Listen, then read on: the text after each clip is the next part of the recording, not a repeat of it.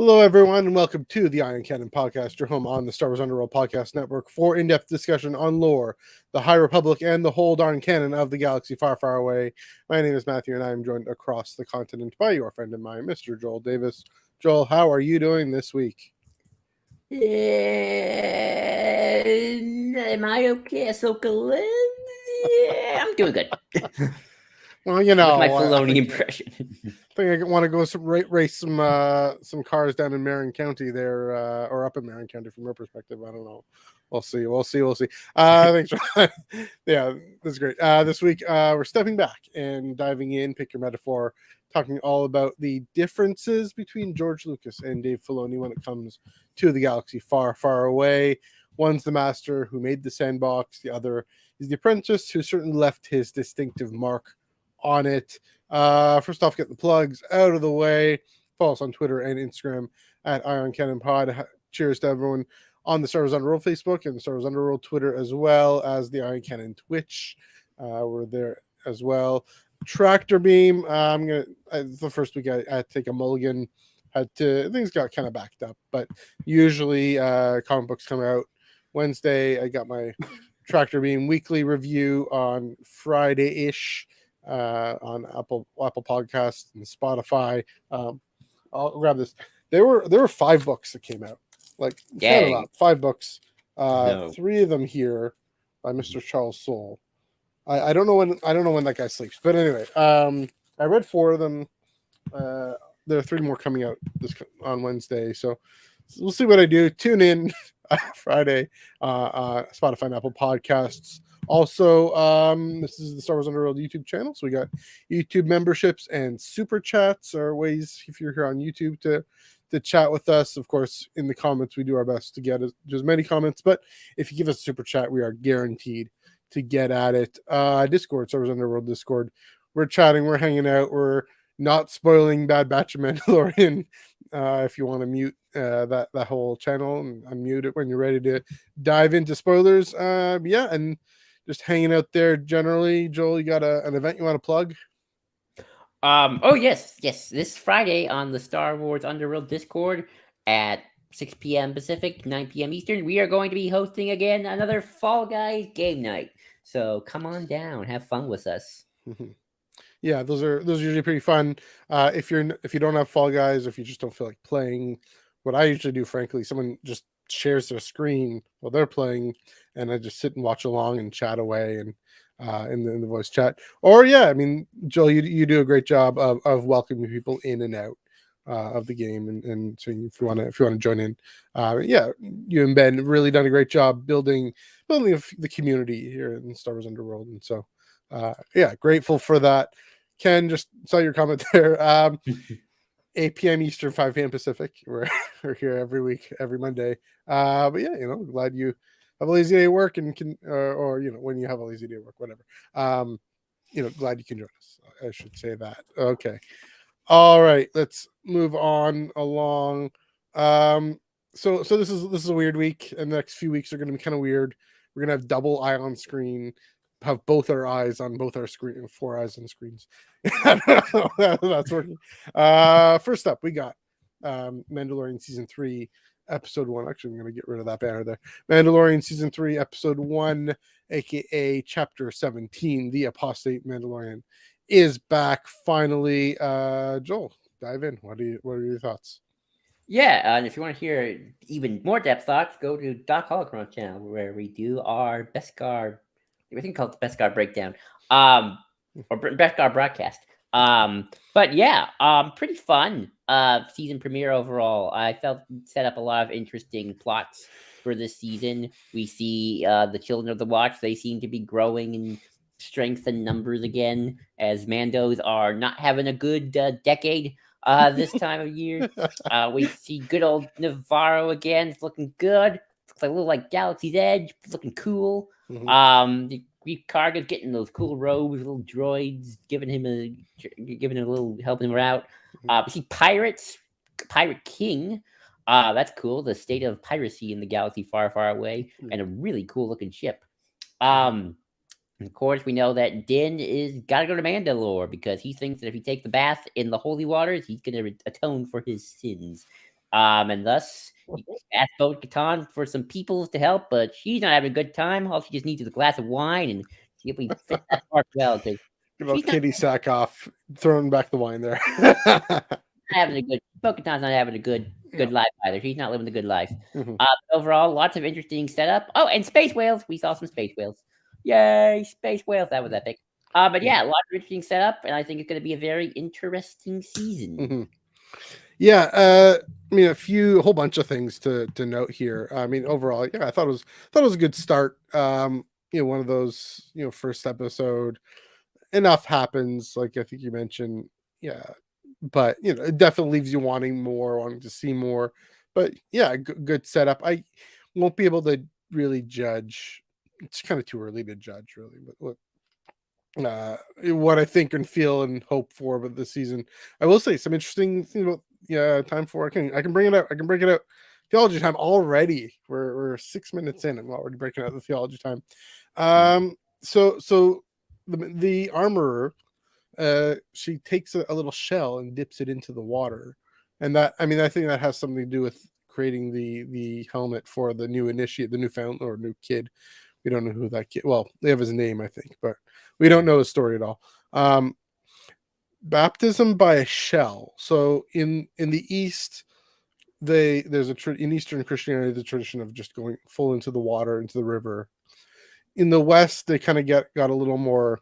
I don't quite know what the history of this is, except to say, as We wimped baptism, out. we wimped out. Yeah, that's a great way of putting it. I love that, actually. Full body immersion or else.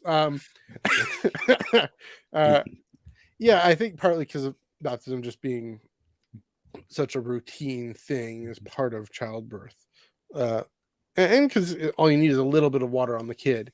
Yeah, the shell became the seashell became a symbol of baptism, as in initiation through water, and it was a really powerful counterpoint, just in the visual cue, bringing my mind to, first of all, to this kid that's being initiated as a full member of the Children of the Watch, and also then with Din and what he's up to, and is he has to go to Mandalore, like you said, be baptized in these waters, be rebaptized in a way, which could be. I mean, it's a metaphor. Like, most Christians don't actually believe you can be baptized again. You don't need to be baptized again. But there's also a tradition of saying repentance to how do I put this for people who don't know what the word repentance necessarily means. Being reinstated as a full member of the community is reclaiming the meaning of your baptism, and it really raises this deep question. I don't know, Joel, you guys kind of went on into it a little bit on Doc's show, on Doc's channel, but Din's complicated relationship with Mandalorian tradition, including the Watch, especially the Watch. Is he, with the title, is he actually an apostate? That's what this episode really raises. Is he goes down, he keeps his helmet off, he's doggone committed to going to Mandalore and going through those waters. Is he really an apostate? Does he actually maybe genuinely seek to rejoin the Children of the Watch? I doubt that, but I think there's something. There's still going to be some pull there about the beliefs about what what the is Mandalore poisoned? Is it cursed? Like, I think that ritual is still going to be meaningful for him somehow. We just don't know how. And this is the question you guys got into, is how does this relate to the series Endgame if Din is going to be the leader of this new Mandalore? Is he going to just eschew all creedal traditions at all?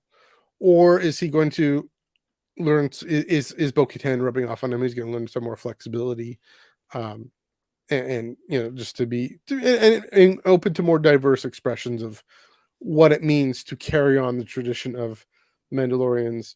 And I still wonder, in that, this gets to my mind, this is a bit of a non sequitur slightly, what is Satine's legacy in that? Because she was so off the beaten path.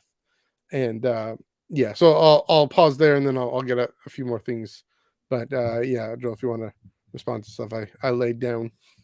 Yeah, we definitely felt that this season's overarching theme was going to be about religion and Mando religion. Yeah. I brought up the interesting point during the podcast that I got the impression that the Children of the Watch were growing in number because more Mandos are converting to these very dogmatic, radical views because Mandalore's not in a good place right now. And sometimes when you're not in a good place, you either go one way or you go the other way. They're like kind of like that, like but we shall not remove our helmets because Mandalore has just been destroyed. In terms of Mandalore being cursed or poisoned, um, uh, because I got the impression that Mandalore essentially it got nuked. It's the Hiroshima and Nagasaki of the Star Wars galaxy. It is just go there and get cancer, pretty much. Like that's why I didn't need to Not get destroyed. cancelled, cancer. Cancer. That's why I didn't need to get IG-88, which I didn't mention in my summary. Yeah. So there's that, and one of the reasons I find Bo-Katan such a fascinating character is she's not super dogmatic. I mean, she takes off her helmet and stuff like that, but she believes enough in the Darksaber legend. Yes. And I think that's interesting. And my buddy Red Leader, who was also with us, he brought this up during the podcast. They could go into a lot of why, her relationship to that Darksaber, because keep in mind, Maul had the Darksaber. Maul won it fair and square. He did the thing. Yeah. And Bo-Katan's like, nah, you're not going to rule Mandalore. But she's also like very much you must fight this because he who, she who, or they who wields this saber is the king of kings, or can be king of kings if they want. But this is also the saber that cut off her mentor's head. Right. Like, the saber that killed her sister. Saber that killed her sister, the saber that killed off her mentor's head, the mentor she betrayed her sister for. It's like, so like, what's her relationship with that? And kind of just, psychologically, what are we all feeling about these traditions and whatnot? Because I think Bo-Katan she's pragmatic enough to know that she has to kind of get the saber, but I don't think she believes in all of these, really weird dogmatic things of like, you must not wear your helmet and you must do the thing on the third day of the moon of the sunrise. So it's sort of that. I do think, and Din, I think, is a believer because I think he just kind of doesn't know what to do with himself still. And I'm going to be honest. Here's kind of my hot take. Everyone wants Din Djarin to be the king of kings and the Mando of Mandos. Honestly, I think Din's happy ending is just him realizing, you know what? I got my baby Yoda. I got my clan of 2. I'm good. And then just go off in the sunset like we're a clan of 2. Just go around the galaxy, helping people out. I don't need to be the king of kings. Hey, Boba, you're doing politics better than me. You're making your own creed. Yeah, maybe you can be the king of kings for the Mandos. You're not all about the blood. You're a clone. So there you go. But then Din's like, I'm out. Yeah, that's a great point, and that'll be a satisfying ending. And now that you mention it, I kind of want that, and I kind of think that would make more sense because there's time to do it. There's time to, like we said, if season 4, or not we said, but like the report saying if season 4 is not going to be the end, and there's time for Din to grow into a leadership role, but he doesn't have to. He could be, go off in the sunset, like you said. Interesting point about Bo-Katan and planet Kalevala, and this is shout out to my buddy Din from F105, not Din Djarin, Din from F105. Kind of make that clear. So Kalevala is in Clone Wars. Dave Filoni and Lucas and Filoni were both going to say that's where the Kryze clan is from. That's their home planet, their stronghold, etc. Kalevala is also the ancient name for Finland, the mythical name for Finland. And Din on his Facebook, Din from F105, who is part Finnish, by the way. He reflected on that and said, here's Bo-Katan morosely lamenting this bygone era of, say, the ancient glories of Mandalore and of ancient Kalevala and of all that, kind of like the way a lot of Scandinavian people now are very I mean, not everyone's totally depressed and morose, but there are higher rates of it, in part, I think, due to the climate and maybe a loss of influence in bygone age, and all these themes about the greatness of Mandalore being gone, and thinking about how Bo-Katan, I mean, being gone thanks especially to the Empire, in part thanks to I mean, the Republic took advantage of her sister's pacifism to come in. I mean, that's the whole thing with the Siege of Mandalore, is that they Well, Maul land. did first. Sure. Yeah, I mean, well, just the whole, I mean, the Clone Wars overall, but small first, but really, I mean, it's the was a 332nd. Ahsoka takes them down and down there. They said, "Oh yeah, we'll leave once everything's fine," but of course they never leave. The Empire takes them over, or takes over Mandalore, as we know. So there's all these layers there, and about her hankering for this past, in which, and I think her hankering for the dark saber and for power is part of that. She does believe she's the rightful heir. I mean, the episode that she's in Mandalorian season 1, I believe, right, is called The Heiress, or is it season 2? Can't keep it straight. So yeah, interesting little bit of little tidbit that leads to some more speculation there. Yeah, like I said, she's a fascinating character. Like, she portrays her. There's this Mandalorian civil war that happens, before the Clone Wars.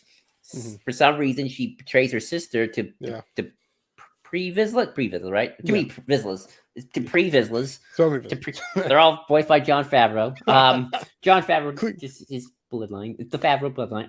Tar Vizsla is going to be voiced by Jon Favreau, isn't he? Oh yeah, he will. I guarantee it. Pre-Vizsla, he's okay with helping out Dooku early on. Because Pre-Vizsla is like, okay, Dooku, we'll side with you. Dooku or Maul? No, it's Dooku first. Remember, first they got allied with Dooku in the before Maul shows up, season 2. Then she becomes like a terrorist. They're burning down villages. Then they side with Maul. Then Maul gets the darksaber. He does the thing. That the tradition says he can do. But then she's like, "Nah, I'm not working for you, Maul. I'm out. I'm gonna go to the Republic. Helps with Ahsoka." Then then she fights the Empire when Sabine gives her the darksaber. And then he's like, "Okay, you can take the darksaber." And then obviously Mando gets nuked, and now we're here. So it's like. She's like she does love the planet. I do think she loves Mandalore, but she's got like this very pragmatic kind of like, I'm gonna do what I gotta do here. And compared to like the Children of the Watch, you're like, we love Mandalore and we're gonna follow every ancient rule, even if it contradicts the stuff that the other stuff says. Right. Doesn't make any sense, but we're gonna do it anyway. Yeah. That's another good point. Is well, first of all, with Bo-Katan and where she, great summary of where she is now. Her failure to actually regain her position and her family's position and her people's position. Yeah, she does love her people, the Children of the Watch. Yeah, I mean that's another finally thing we've said last week, the last few weeks. I really hope they explore the actual ancient Mandalore traditions. I hope we get some Tar Vizsla something more. And maybe that'll connect with why the Children of the Watch, pre-Vizsla, Death Watch, Children of the Watch. That's not a coincidence. That's not a spoiler. That's about as obvious to me as the Path of the Open Hand denial, for example. So I'm curious. I'm looking forward to and hoping we get more about why the Children of the Watch are rooted in these ancient beliefs that don't really make sense in the galaxy as it is. But yeah, like you said, I mean the crisis, the Mandalorian crisis, people clamping down and following strict rules just to provide some sense of belonging and meaning, that's definitely there. Okay, we got another show. I'm gonna move on. Bad Batch, Clone Force 99, Clone Wars season 9.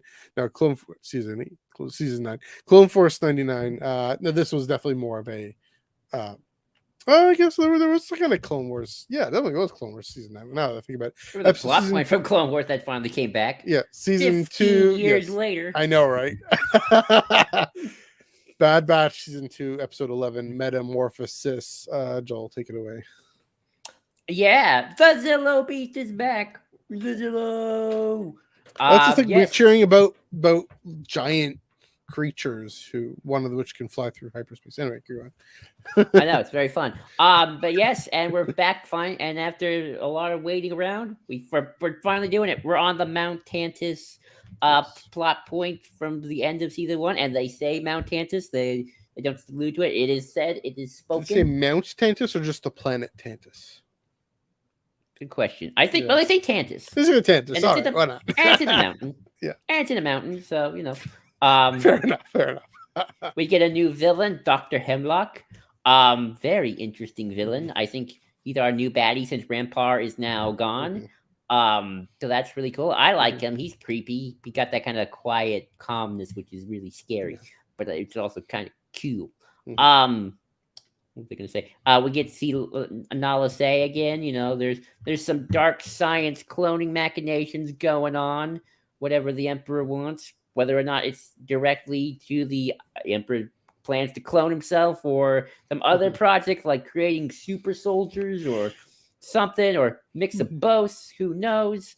At the moment, Alama Sue's alive. I knew it. I don't think I was around when we did this podcast, but I had a feeling he was alive because they didn't show a body when they were taking him in. That's the Star Wars rule. If you don't have a body, Mace Windu's probably still alive. Come on. Exactly. Or if and exploding, you can kind of come back from exploding. That's true. Hey, worked for IG-11. He exploded. Well, right, so. Actually, if you rewatch that moment when he explodes, there's a good chunk of him that doesn't come back. So yeah, fair enough. But yeah, so he's alive. And Omega is now in danger again. So yes, looks like the Empire is once again on the hunt for the Bad Batch. And it's not looking good. And we see some Republic commandos, but pretty Imperial fun. Commandos, Joel. Imperial commandos. Right, Imperial commandos. A similarity with a difference. Yes. But yeah, this was a fun episode, and I'm still 50-50 on whether or not they'll directly address. Is he gonna say our plan is to clone the Emperor or not? I mean, it could happen, and if it does happen, that'd be epic. But I like it because regardless of whether or not it's directly said, it's all about kind of showing the escalation of like, okay, the Empire was doing some evil cloning machinations even from day one. By the time you get to Rise of Skywalker, here's sort of the ultimate version of just messing with nature. So it's that thematic synergy that I quite enjoy, even if it's not direct synergy. But who knows? I hope it's direct synergy too, because I want to hear some exegol goodiness. It's pretty close to direct, like you say. They're not going to come out and say it, I don't think. But yeah, I know what Palpatine hopes to achieve. That line right there, clearly, he hopes to achieve immortality. I mean, I think I think that's what Dallas getting at. I want to talk about Sid. Can you talk about Sid for a minute? I'm sure. Like, what on earth? Can you remember a mission this season at least that Sid has sent the gang on that's actually been successful? Because can you think of one? Can you think of one? I mean, maybe there's ones that are off screen. They've all gone south. Every single one. I can't help but wonder, is she like the thing with the race car episode? Okay, I thought there were going to be like this confrontation where she's going to have to choose one day whether or not to screw them. I wonder if she's been screwing them the whole time. I wonder if she's the big bad of this season. I know that's a hot take, but I can see it happen. I can see something coming around, just because this can't be a coincidence. It's every single time. It's I'm trying to think. Wouldn't that be something? Yeah. I mean, yeah. Sid is not in their good graces, and the chickens are coming home to roost, as they say. I wouldn't be surprised. So, you guys heard it here first. 8:24 p.m. on Monday, whatever day this is, March 6th, p.m. Eastern time. Sid is the big villain of Bad Batch Season 2. I'm gonna clip that. I'm gonna see if I'm right. If not, it'll be a cold take, but that's fine. Yeah, it's frustrating, but I will say I'm enjoying this season. I'm really, it's a fun, interesting, intricate ride. This episode, yeah, like you said, they finally picked up on the storyline that this Libby storyline that has been just hanging out. Zilby used to be hanging out in Coruscant for what 15 years. Oh, he's in the timeline. It's been what, maybe 2-3 years, but still, that's significant, wreaking havoc on the city planet. Anyway, yeah, really intriguing episode again, showing Omega and showing the gang taking leadership, taking charge, and sorting things out for themselves because Sid clearly can't. But also, this is one of those episodes that works really well in going into the lore, into the weird stuff going on with the Empire on the large scale, but still we still have our point of view characters for it. So I'm happy about that. Yeah, I know people have had complaints about this season. I don't. I think it's been fine. I think it's been good. I've enjoyed the second half a lot more. Yeah. I'll say that. I do want them to get back to what's going on with Cody. Maybe see if Rex and Rex and Echo are in on that. Yeah, we'll see. What happens there? How many episodes are left in the season? It's got to be one or two. Okay, 12, 13, 14, 15, 16, 5. 5 episodes. Okay, and 15 and 16 are on the same night. I think is right. Yeah. So there's 4 weeks left. So 4 weeks of overlap between Mandalorian and Bad Batch. That'll be all right. That'll be fine. What we're gonna do here at Iron Canon is just to make sure our main topic is we don't not having too much that's inappropriate term, too much fat in between different things. But yeah, well, I guess there isn't too much for me to say about the episode. I don't know if you have any more to say about either Eyes on Screen or Bad Batch or Mandalorian. Nope, I've been good. Just watch. Right. If you want my more in-depth stuff, go watch Doc Holocron's channel for me at least. That's fair. Just want to mention a few news items. Like I didn't even make banners for them. Just a few news items that we're going to get to next week. Yes, there's another Cataclysm excerpt that came out, and so there's 2 Cataclysm excerpts. I know I talked about it briefly last week, the other one. So we can get into both of those, because that novel comes out in April, I believe. Also, one little thing to note: there is Star Wars Dawn of the Rebellion visual guide that came out, that is announced. That's coming out November 7th. We'll talk about that. Kind of looking, is it Kenobi and Andor visual guide, basically? But interesting branding there. Also, Jedi Battle Scars does come out tomorrow. I don't know if my copy will come in. I ordered to ship, and from Indigo, which is the Canadian version of Barnes and Noble, their website got hacked. This is a multi-million-dollar, I don't know how much their budget is, company. This is a major corporation for Canadian standards. And they got hacked. Their website got hacked. So I don't know if I'm going to get that book in time. I might actually buy myself another copy or get it from the library or something, because we do want to dive into it and do want to review it timely. Joel, you gonna get in on that? You're gonna do the audiobook, or? Yeah, I'm gonna get the audiobook. Okay, so that comes out tomorrow by Toronto Sam Mag. So keep your eyes peeled. I know Hannah's keen, as she'd say, to get it on that too. So hopefully she'll be able to come around and chat about Cal and Sear and all those fine folks on that ship there. Okay. Anyway, main topic. How's it going, Joel? Yes, my turn. Go for it. Always 2 there are. No, they're not Sith. They're Jedi. Or are they? I don't know. Okay. So, you never know. This is an interesting topic. Lucas and Filoni, master apprentice. Where's the Claudia Gray book? Where's my Claudia Gray? Back there somewhere. I have it back there. This topic came thanks to our friend Omar, who we were talking about the Jedi Order at the time, and there's actually a bit of a difference between whether or not you think the prequels are supposed to be a critique on the Jedi Order or not. And he led me to a Tumblr blog by the name of David Talks Star Wars, who maybe if you're listening out there, we've been contacted him on Tumblr, and he gave me permission to use his blog for the notes and stuff. We're not going to do a full-on breakdown of what the blog says, because I think we just want to let the conversation flow naturally. But there's a lot of interesting stuff of when it comes to this particular topic of, the Jedi. Oh, there he is. Hey. Hey. How's it going? Thank you. You're doing the forces work there. I'll say that. Yeah, that Tumblr blog is great. Yeah. Whether or not, how different or similar are Filoni and Favreau's visions of Star Wars. And obviously I think for the most part they do get the plot right.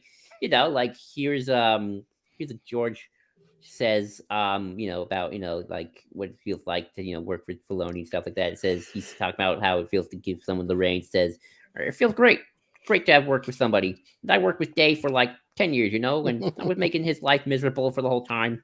And finally, making everyone's else life miserable. I think I've done a good job. I love that. Applause for the impression. I know.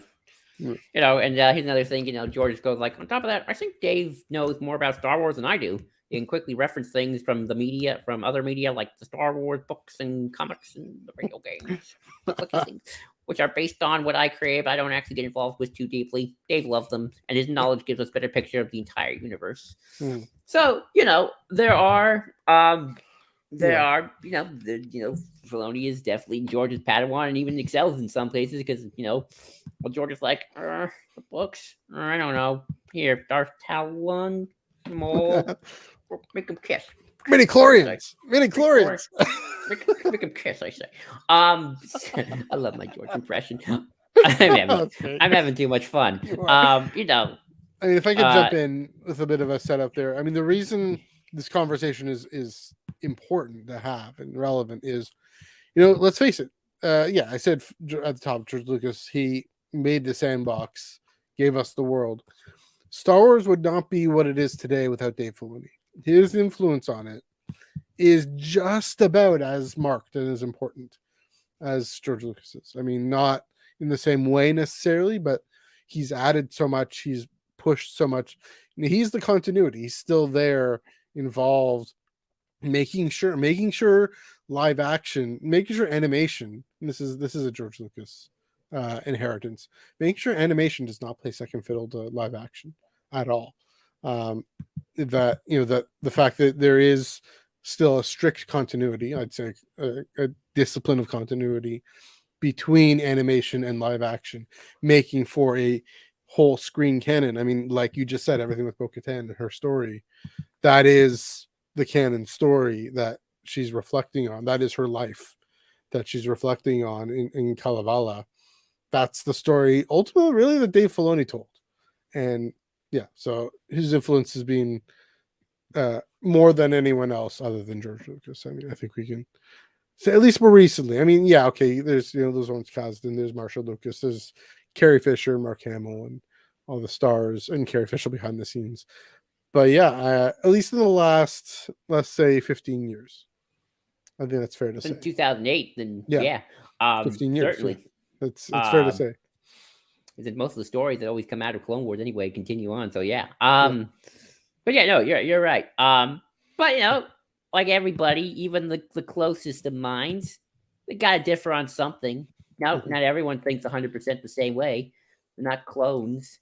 And even heck in Clone Wars, we learn even clones can think differently from each clone.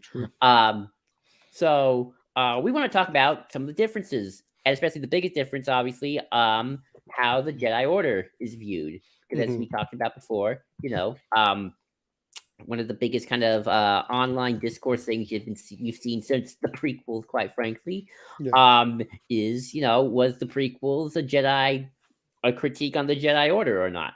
And the Tumblr blog David Talks Star Wars, would argue that for the most part, I'm paraphrasing a little bit, George Lucas would say no, and Filoni would be a little bit more towards the yes side of it. So let me see here. So let's get started.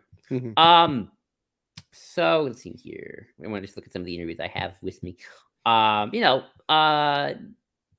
one of the biggest things a lot about uh the Jedi Order is that you kind of get two kind of sides. Either Anakin brought his own downfall, Yeah. or the Jedi, are the kind of more responsible for his downfall than most. George goes on about a bunch of stuff, like here's from the making of Revenge of the Sith in 2003. Anakin wants to be a Jedi, but he cannot let go of You the don't have people to he keep loves. up with the accent. Just Okay, putting that in order to there. move forward in his life, the Jedi believes that you don't have to hold on to things, that you let things pass through you, and if you control your greed, you can resolve conflict, and not only in yourself, but in the world around you, because you accept the natural course of things. Anakin's ability to follow this basic guideline is at the core his turn to the dark side. Another interview from Sci-Fi Online in 2005. When you start to care about yourself and things that you own and the things you have, and you're greedy and you want things all the time, you don't want to give them up because you're afraid to give them up. You turn to the dark side, and that's what happened to Anakin. Let's see. Here's some Filoni quotes. Let's see. Let's see. Let me see. There we go. Here's Filoni's on the right hand side. Dave Filoni goes, it's about letting go. You can love something or someone, but you have to find the power, the strength to let go. Being let go and let them have their life, believe that they in turn care about that. You don't let loving someone turn to controlling someone, turn into what you know. Anakin did that to a degree, to a very large degree, and in the end was his downfall when you it was his downfall when you think about it. Another thing is from the Obi-Wan Undercover video commentary. The biggest area of the Force and the Jedi, this is Filoni again, that George and I have gotten discussing the whole deal with attachments, and arguably that what Anakin's whole life is hinged on is this. Like you've mentioned, he had a lot of attachments to R2, and how right or wrong is that? Is it that the Jedi have made themselves dispassionate, that they are actually deceived by the Sith and they fall apart? Let's see. And here we go. Here's another one. Here's a good one. I've always felt that one of Anakin's downfalls, like it's never Anakin was innately going to be evil, but the people around him, the Jedi, in their lack of compassion and being selfless, that they almost forgot to care. So if you kind of read that, Filoni kind of looking at it a bit more, the circumstances of which Anakin kind of lived under the Jedi care. He goes along a lot about if Qui-Gon had lived, Anakin wouldn't have fell to the dark side. He's big on that one. Yeah. George is a lot more. Anakin was just greedy. Doesn't matter what Jedi did. Like Anakin did the stuff. He did the. He didn't want to let go because he was being selfish. Like it's his fault, man. You brought this on yourself, dude. Yeah. So I mean, I just want to jump in there. Where my mind goes straight to is, what are the stories they're primarily known for telling in this? Lucas has primarily told the films, the 3 films. Filoni, of course, primarily told the Clone Wars series. In the 3 films,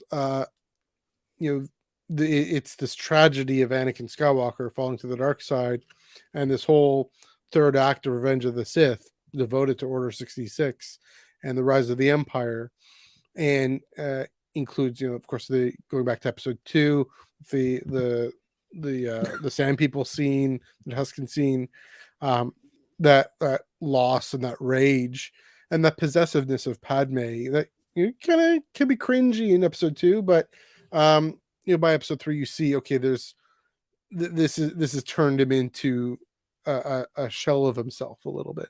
Not a little, a lot of it, ultimately literally a shell. And so that's the story, part of the story that George Lucas tells, whereas Filoni, he tells the story of if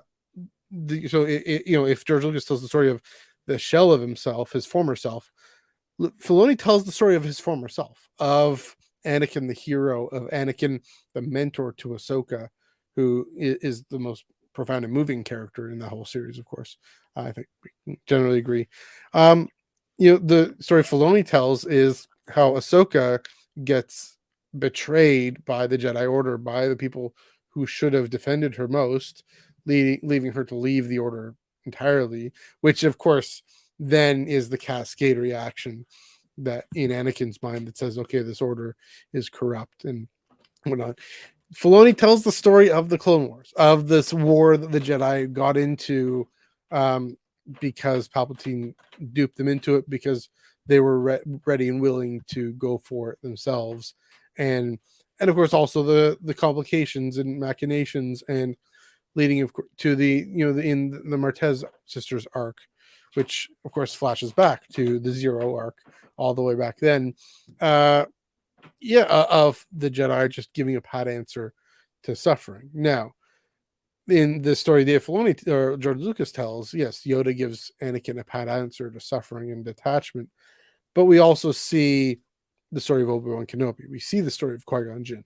We see these more ideal Jedi, or in Obi-Wan's case, a Jedi who's more able to navigate the ambiguities and complexities of existence, of reality, of this impossible situation, and to hold on to a deep and abiding love and connection, attachment to Anakin.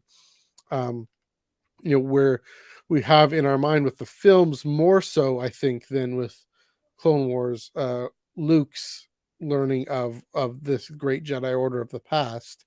That, yeah, again, it isn't as in mind. I think it's odd. The original trilogy just isn't as in mind when I'm watching Clone Wars. It's not another thing, but there are always references and whatnot, but the films are more connected with each other in that way.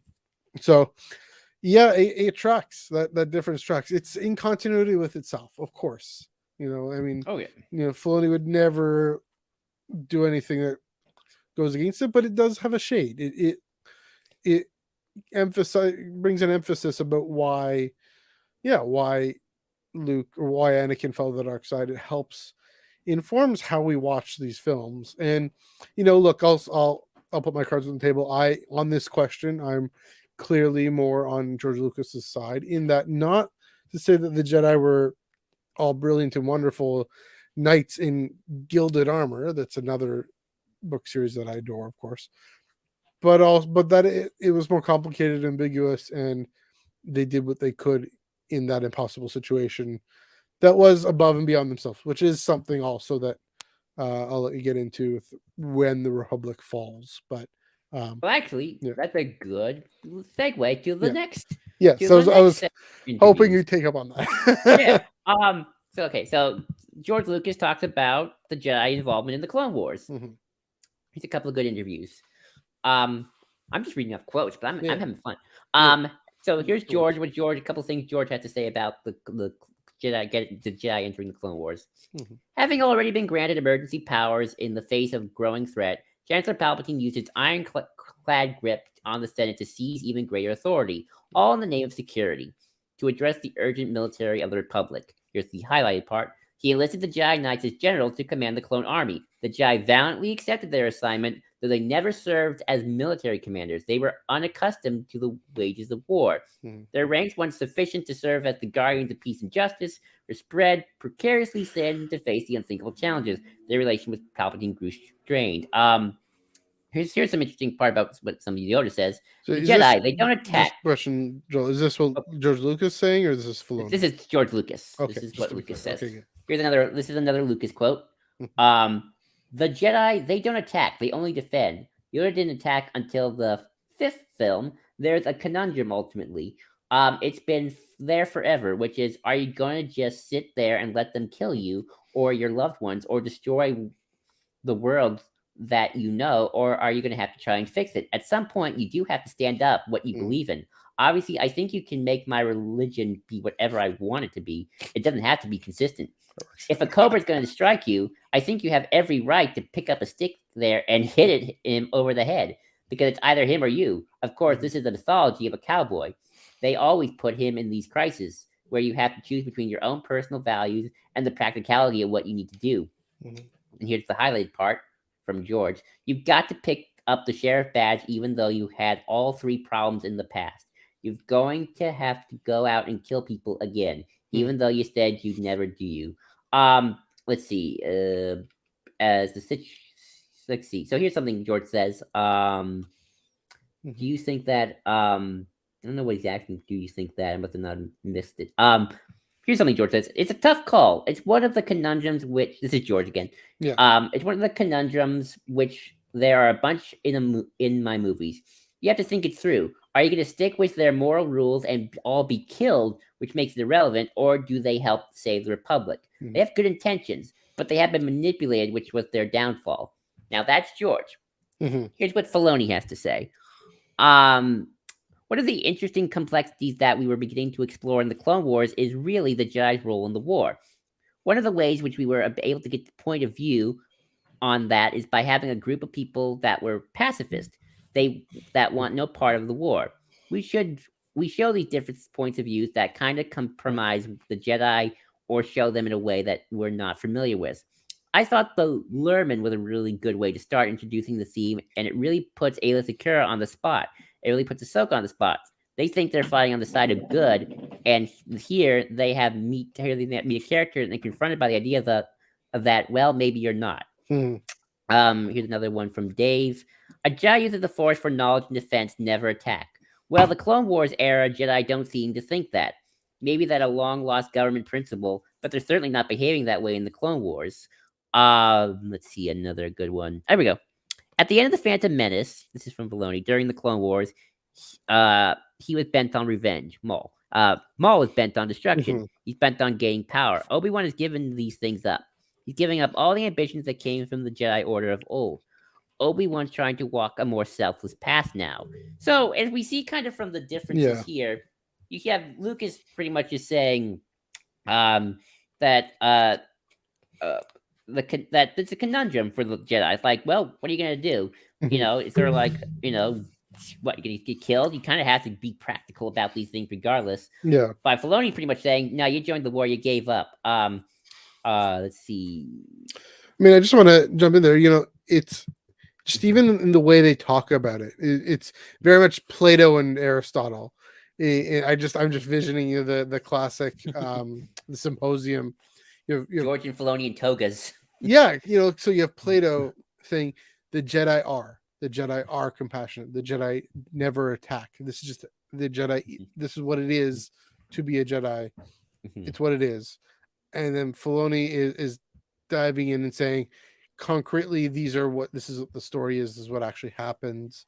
The actual forms in the real world, whereas in the real galaxy, yeah, I mean, it is the classic ideal form versus I don't know, I forget what Aristotle how he uses it, but the substance, the actual concreteness of what actually happens. And it's almost like deductive versus inductive. So deductive here, I'm using more. I should just pull this thing out here. Philosophy time. George is being deductive in his storytelling. He says, this is, again, what the Jedi are, what it means to be a Jedi. And so I'm going to write this story in a way of reflecting it, because what he's really doing, and this is where they agree, I would say, or I know things get kind of fudgy with Mortis, but where they agree fundamentally is what light and dark are, and what selflessness and selfishness are.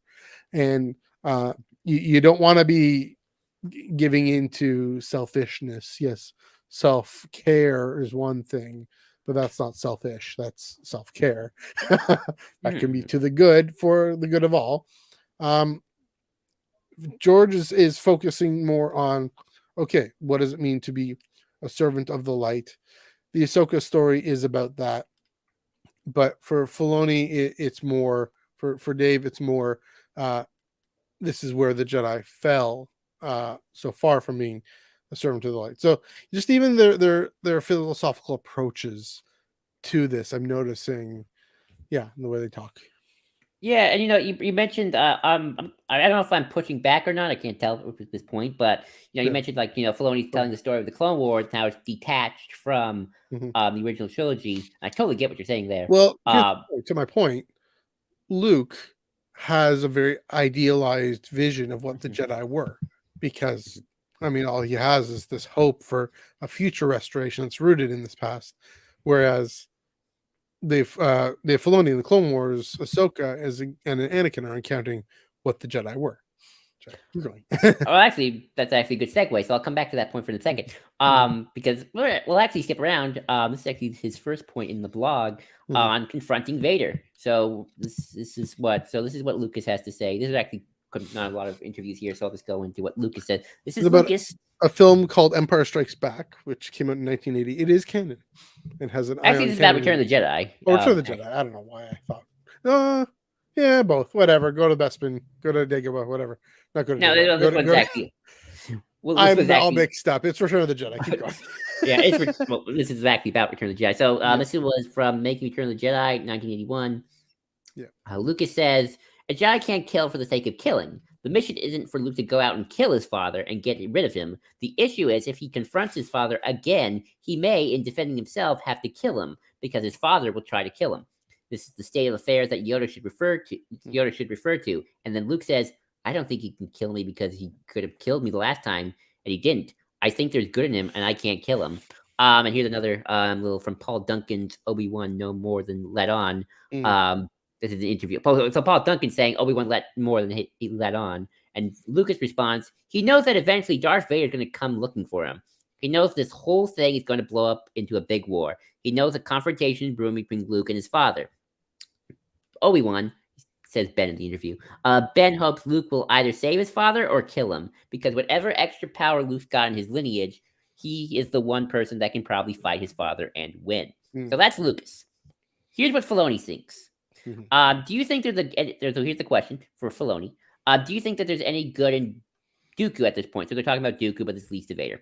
Right. You know what's interesting about that? And again, this is just for debatable. I always feel awkward because I just want to talk Star Wars with you guys. You can skip that. And I feel like people are going to put a lot of stock into the answers I give you. Sometimes I just like to speculate, and as much as the next person I have. There can do the Dave Filoni voice there.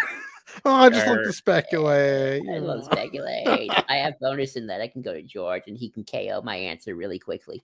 But if you think about it, and again, this is just me talking with you, Obi-Wan and Yoda don't seem very confident there's going to be good left Anakin in the old movies, which is always interesting because they never really tell Luke, go save your father. No, it's go kill him. This is the question here. Now, Filoni again. You have to destroy your father. Like, that's what you got to do.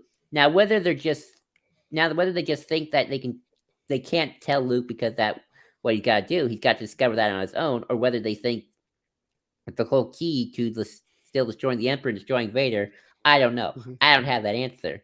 I always wondered how much they think it's possible to bring someone back because of the classic film. They don't show a lot of interest in that. They don't show Luke what you need to go to Darth Vader and give him compassion speech to bring him back to the good side. They're pretty resolute. The kid's our last chance to bump off Vader, right?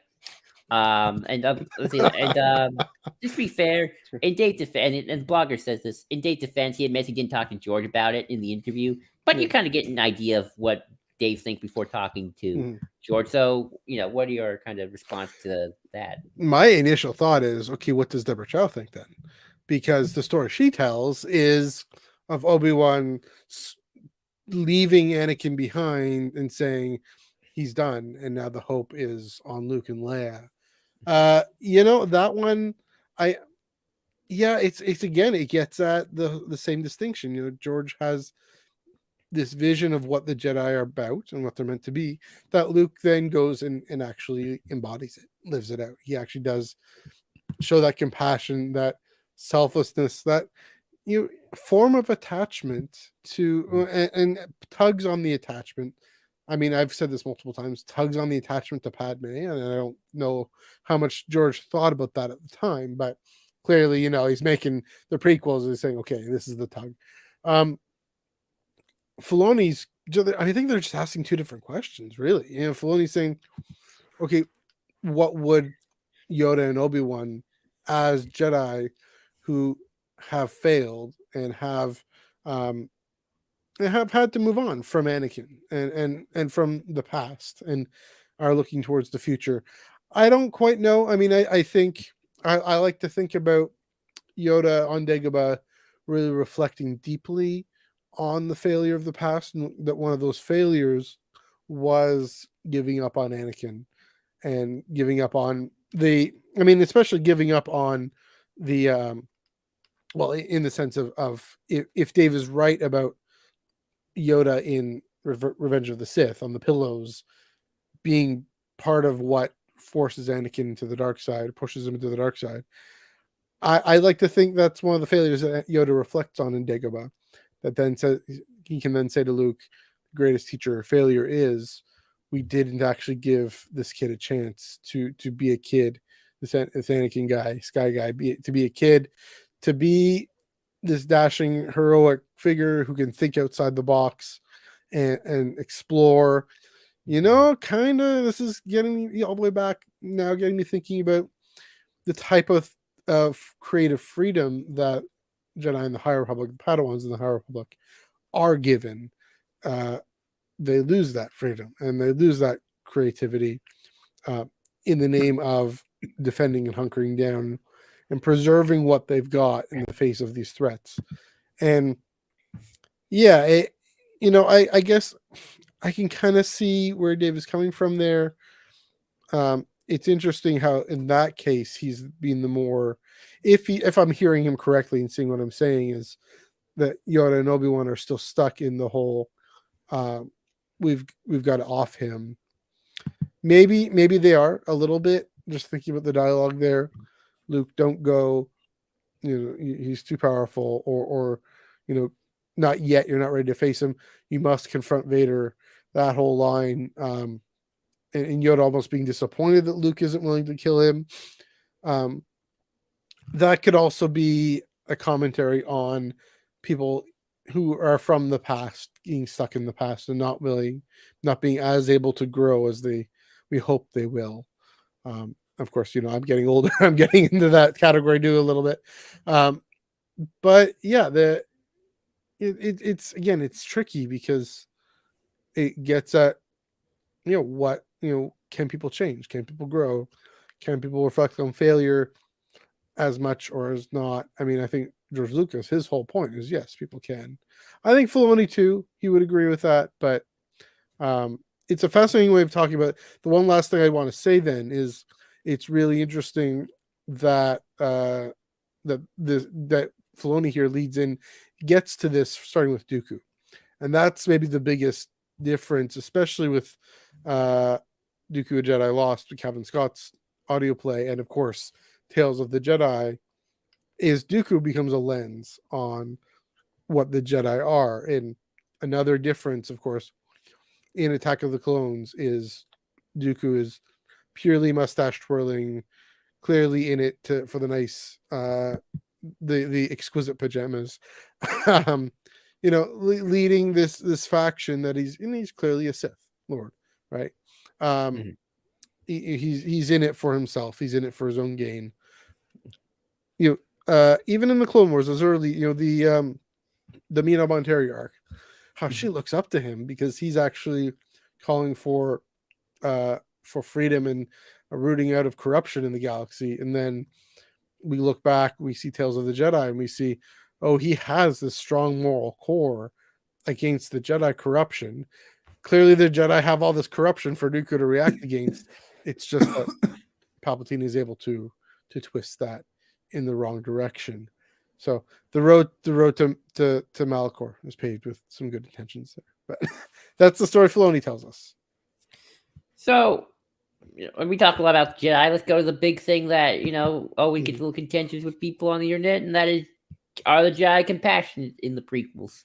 This is what George has to say. So someone asked him, what is the idea of the Jedi based on compassion or love or ... This is George. George goes, yeah, it's based on compassion. And the Jedi's basic job in the beginning, which we never get to see too much of because we start really during the war, they were like marshals of the Old West. And they would go from town to town and they would help solve the problems. And in a lot of cases, the marshals and the judges were pretty much the same thing. And they would just travel. And they would bring justice and solve problems for people, which is kind of what the Jedi are. And they are negotiators. They're not fighters, only negotiators, sort of like the Mafia. Laughters from the students. They were compassionate negotiators with big laser swords, which they don't like to use. But when somebody, doesn't want to solve the problem, then they'll solve it for them, so to speak. than from the incentive for the people to solve the problem without fighting. Um, that was the basic premise of Star Wars and the Jedi and how it works. That they were taken at a young age to be trained. They cannot get themselves killed trying to save their best buddy when it's a hopeless exercise. Paul Duncan, who was the interviewer, and say, it sounds like a very lonely thing.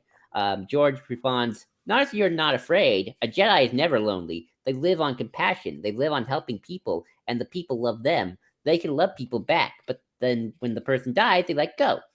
Those that cannot let go become miserable. That's the lonely place to be. And here she's talking to Jon Stewart about, why was there any reason the Jedi couldn't get married? What was the emotion of it? The idea that they're loving someone. Big one, the marriage question. Yeah. This is George's point. The whole idea of the movie ultimately is that you have the light side and got the dark side. Two sides to every sports. The light side is compassion, which means you care about the other people. The dark side, when you can only get about yourself and you're obsessed with yourself, getting your pleasure, getting all your stuff. The other one, you give it to everybody. You give goodness and health to everybody else. So the issue of love, here's the highlighted part, love, there's a line between loving somebody compassionately and caring about them and helping them. But the other line is not to be greedy, or once you are greedy, then you get fearful. You don't want to lose what is you don't want to lose what is you have that you're getting. So you have to learn to give up everything, and ultimately, for a Jedi Knight, it's very easy to give up. Sorry, when you talk a lot. I talk a lot. No, it's me. One of the things that they give up is marriage. They can still love people, but they can't possess them. They can't own them. They can't demand that they do things. They have to be able to accept the fact, one, their mortality, that they are going to die, and not to worry about it. That their loved ones, they have everything they love is going to die, and they can't do anything about it. I mean, they can protect them as you would ordinarily protect, get out of the way out of that car. Somebody charges you with a gun, you knock the gun out there, but there's inevitably life, which is the death, and you have to accept that. So let's see. Then he talks a little bit more about stuff. And then Jon Stewart said, in that way, Ben dies. I think he talked about Obi-Wan in Star Wars and reaffirms Luke's belief and trust in the Force. And here's George again. The core of Anakin's problem is that the Jedi are raised from birth so that they learn to let go of everything. They trained more than anything else to understand the transitional nature of life, that things are constantly changing and you can't hold on to anything. You can love things, but you can't be attached to them. You must be willing to let the flow of life and the flow of the Force move through your life, move through you, so you can be compassionate and loving and caring, but you're not possessive and grabbing and holding on to the things and trying to keep the things they are. So that's George. So here is Filoni. The biggest area of the Force, this is Filoni talking now. The biggest area of the Force and the Jedi that George and I have gotten into discussing is the whole idea of attachment. Arguably, I think I might have read some of this stuff. I'll read it again. Let me see. You can summarize. Just summarize. Here we go. Here we go. Okay. Here he's talking about Luminara. Luminara is detached. It's not that she doesn't care, but she's not attached to her emotionally. I think they're maybe talking about Barris. And at the end of the day, one thing that I guess I pose is that really a good thing? Is Anakin's way of being so compassionate wrong? But on a certain level, you have to accept that the Jedi lose the Clone Wars. So there's something that they're doing that's wrong. There's something they're doing that doesn't work, and the dark side is exploiting. If anything, it's Luke's overwhelming compassion and love for his father that in the end overthrows the Emperor because it's something that he doesn't understand. So, as far back as Anakin, there is a seed of an idea of love and compassion, which admittedly in Attack of the Clones, Jedi say they're lacking because they've become arrogant and very sure of themselves. And to me, when you look at the Jedi in the prequel era, the one Jedi that has the most is most in the right is Qui-Gon. Because Qui-Gon understands that you can still love someone as long as you don't try to possess them, as long as you can't let them go. He is selfless. Ahsoka is on a selfless path. And because Qui-Gon taught Obi-Wan, taught Anakin, and taught her that teaching is in her, she gets the benefit of Anakin and Obi-Wan, both of them teachers throughout the course of her life. And so she kind of nicely balanced the view of things, where a whole lot of Jedi, I don't think, have that. So Ahsoka tied to all that, but she's making her own decisions outside of those character arcs. But I have to look at the whole thing and piece together, brings the conclusion in the last 12 episodes. So yeah, I guess that's kind of the best one. So that's kind of George and Filoni's view on compassion, and I feel like Dave kind of looks at the prequels and thinks, okay, Jedi lose, therefore they do something wrong. I think George doesn't see it as they lost because they did something wrong. I just thought, oh, they lost, and that's just kind of sad. Yeah, interesting. You can even talk about the Force judging the Jedi for being so uncompassionate. I mean that Filoni might actually see that to some extent. I don't know. I'm just again using theological biblical categories for that. God judging the people on the in a way that's actually affirming and life affirming, and saying, okay, be more compassionate, or we'll let you fall to the dark side, kind of thing. It's a good thing. Anyway, my point being though is it doesn't seem like they disagree all that much in terms of what the ideal is, what the point is. I mean, I do think about how Qui-Gon still is celibate. Ahsoka, she doesn't have to be celibate at this point, but she still kind of is. I mean, I shipped her with was it Trace or Rafa, one of the two. I keep forgetting. But yeah, the idea of even in the Mandalorian, she's still kind of on her own, flexible and free to be available where she needs to be available, and that's especially in Rebels what we see, right? She's flexible and free to join the Ghost Crew and to help Kanan and Ezra do their thing. Kanan, of course, chooses a different path. It gets the question of the cause and the loss, and again, part of this relates to why Anakin fell to the dark side. Everything you were saying about what George is saying about defending them, being the marshals. I mean, when you think of it that way, put the Jedi are the marshals who are sent to the Outer Rim to defend the vulnerable. Well, what if what against pirates and other nefarious bad guys? What if the pirates are the separatists waging a full scale galactic war? It does put that into an interesting perspective. That's in a way it's their compassion, sense of responsibility for the galaxy that lead them into the Clone Wars. I just don't think of those in those terms, but when you think of it, in a way, it does make sense. In that here's a big threat that could actually cause loss of life. Here's an army conveniently on our doorstep. Again, I think Lucas is pointing out. I don't know if they necessarily even disagree. They're just pointing at different aspects of what's going on, right? Lucas is saying, the Jedi felt this responsibility to act and to join up. Filoni is saying they never really questioned that and just dove in and said, are we actually the best people for this? It goes back again to High Republic. Senator Tia Toon, and I think Kevin Scott, writing in The Rising Storm, is intentionally getting us to think about the Clone Wars here. Tia Toon is a senator. He's like the opposition to Lina So's whole, we gotta get the Jedi on board and bring them in to actually kind of in a similar to Palpatine in a more in a good way, get them to more cooperation, more collaboration, including facing this Nihil threat, the Drengir threat. Tia Toon says, no, hold on. It's not that I dislike the Jedi. It's just that local systems and civilians need to actually know how to defend themselves too, and maybe are going to be more equipped to take on those security roles and defense roles than these all-powerful space wizards, for example. So, again, is it a question of whether or not they disagree? Again, different emphases leading them to tell different kinds of stories, for sure.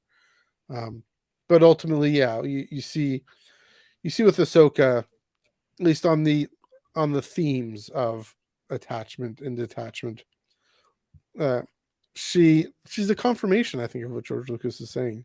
in a lot of ways, and of what George Lucas said through Qui-Gon. Maybe. I feel like though George isn't putting up. I feel like George is just, if he was more expanding the Jedi, I feel like he doesn't think like, oh, the Jedi were mean to Anakin. Mace Windu's a jerk. I don't know if George sees it that way. No. I think they agree on compassion. I think George though sees the Jedi even during the Clone Wars as compassionate. Well, I think Filoni thinks no, they lost their way. So I think that is a bigger difference. Sure, yeah, there is that. That is partly what I was getting at, but yeah. Also, you bring up marshals, and it's kind of funny. It's like, that I was thinking Mandalorians, like Marshal Dune, who now joined New Republic Special Forces. By the way. Din Djarin, a Grief Karga is like, here are non-Jag people probably taking on some of the roles, whether they just send a Jag to Navarro, like, hey, Navarro, let's help out this Jedi, help out here, 300 years before they would have.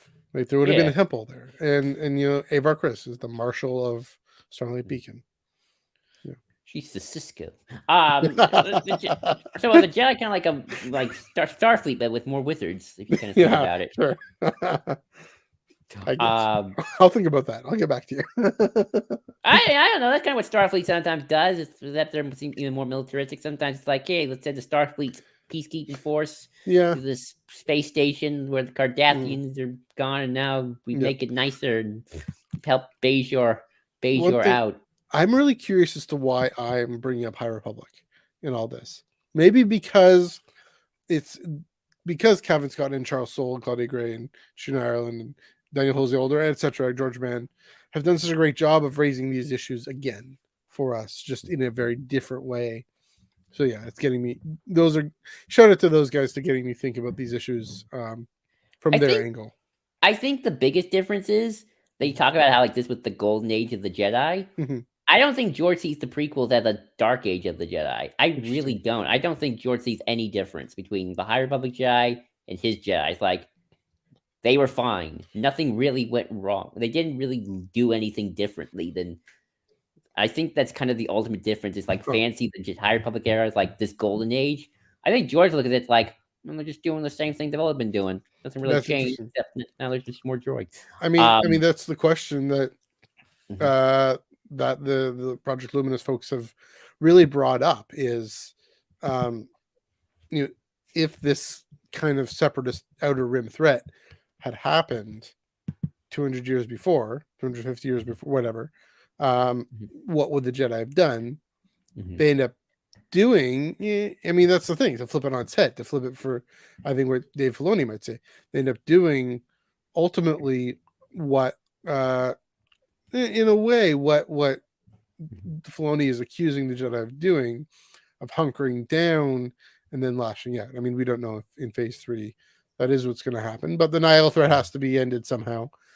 There are, I mean, it's a different sort of thing of the different factions of a more activist faction that wants the Jedi to go out and fight, and a more, can say conservative, not in the way we understand the term, but more just passive faction that says, let's not, and say we didn't.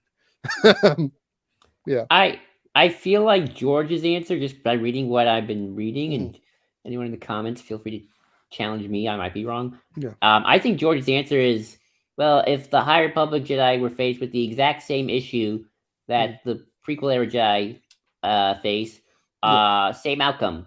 Yeah. Doesn't matter. There was no difference. There was no difference between Avar and Mace Windu. Yeah. It's interesting, yeah. That they're kind of going that direction, yeah. Dave, I think, actually thinks like, no, big difference. Avar and Elzar and Stellan, they were better. They were better Jedi. Ahsoka and Qui-Gon were the better Jedi. Yeah. Or I should say, it's interesting that they're also saying both, right? Because what they're saying is, actually, there was this more peaceable faction within the Jedi that before this big threat, that during this big threat, it's the before, and then the prequels are the after, and then Markian Row destroying Starlight Beacon is the spark, 9/11 spark that causes the Jedi to retreat to the temple to become the type of order that will one day, for the Dave Filoni sense of join the Clone Wars and take up the Clone Wars because they're so fearful and so entrenched in defending what they have now, thanks to Marky and Rowe, thanks to this guy. So yeah, but at the same time, maybe, I guess what I'm getting at is it can be more complex than just, some Jedi will do one thing and some other Jedi will do another thing. But both of these, I guess what we're saying is a compassionate, uh, attachment focused reason to step out and fight and defend, and also a selfish detachment, out of touch reason to step out and fight. I mean, my inclination is to say there have been enough stories to tell us both. Some of them are George Lucas stories, some of them are Dave Filoni stories, but yeah, maybe there just isn't an answer to resolve this. I don't know. Well, speaking of, let's talk about their views on the state of the galaxy. And this time I'm going to go a little bit in the opposite direction. So if what I'm reading in the interviews are true, and this is what David kind of summarizes, and I'll read the interviews. George is very much of the Republic dies when it officially dies, when Emperor Palpatine declares the Empire born, and on that day, that's when it dies. It was savable up until that very moment when it's dead. Filoni, from what at least he gathers from the interview, kind of takes more the Dooku Maul route of, oh no, the Republic can't be fixed. It's been fundamentally broken for a while. Time to start over. Burn it down. Well, maybe I'm being a little hyperbolic, but let's read those interviews and see. So let's see. Here's what Lucas says. The Clone Wars raged for 3 long years in a bunch of episodes. That was me. Tearing the Republic apart and spawning countless tales of heroism, bravery, treachery, and betrayal, as both sides fought to defend their ideals. As dedicated as the Separatists were in their resolve to create a new order to replace the following failing Republic, the Jedi were equally determined to preserve the Republic and defeat the Sith, who they understood all too well were the masterminds of the Separatist movement. They still believed in the Republic, still deemed it a Republic worth saving. The fates which gave them superhuman strength in the face of mind-boggling power of the enemy had yet to be shaken. Here's another one. History repeats itself over and over again. There's no question about that. It's just, which direction is it going to go? Are we going to end up with a bunch of little wars as trade breaks down? It's actually talking more about the real world here. They all get greedy and they all start a fight. Eventually, a lot of pain, whether it's world war, just a lot of civil wars, they all come to realization, this is stupid. Let's just not do this. Let's try to help each other. We've become a globalized and financial ecosystem. It's so intertwined that we're feeling the effects very quickly. Leaders around the world think they can do things by themselves, but they can't. Let's see. Here we go. Here's a good question. Cease is the master of presentation, manipulating and controlling the news and information. That was the question. And here's what George responds is. He does it all behind the scenes. It's in the shadows. He does come out of the dark until he's sure he got control of everything. Of course, until then, he uses everybody, like the Queen, episode 1, is front to put forward his agenda. So that was Lucas. Here's Filoni. Padme is always going to embroil the undertone of what is going on in the Republic, but she doesn't really know it. Like everyone, she sees the political intrigue, but when you think about it, Padme, the one who actually is the closest to Darth Sidious, she's the closest to what actually going on with the evil in the galaxy. And on some level, she's actually responsible for putting that evil in place. That is a very difficult thing for her, especially since she's always trying to do right. And Palpatine knows that, so he's always using her to push things a certain way for him.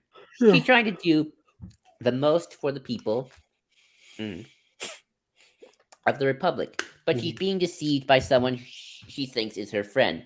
Even when she has a victory for the first time in season 5, you see she's starting to feel that it's rather a horrific victory. There are things that she's getting wise to that set her upon wanting to listen to Mon Mothma later on when Mothma starts talking about Palpatine stepping down. Because if you watch episode 3 deleted scenes, you see there are not things that Padme even wants to entertain. She supports Palpatine. It takes a bit to her change her mind. The going sentiment in the Republic is that they ended up at war and their civilization was threatened because they were weak, because Valoran was weak, because they didn't have a standing army. The Jedi get framed and, of course, from starting an army.